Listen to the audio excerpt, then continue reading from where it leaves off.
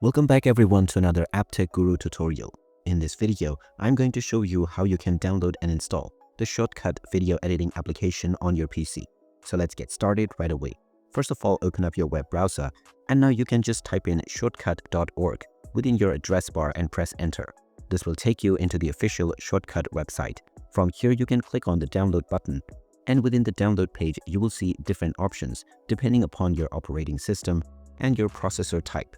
You also have the options available for Windows 7 and 8, and the options for ARM CPU as well as Intel and AMD. Look for the Linux and macOS options at the top. After clicking on the appropriate installer version, the download will begin right away. Just wait until the process is completed, and now you can click on it to open up the installer. Now agree with the terms and conditions with the next button, and then you can choose your install location. After choosing your install location and clicking through the next buttons, the installation will begin. After it is done, you can click on the Finish button to now launch open the Shotcut application.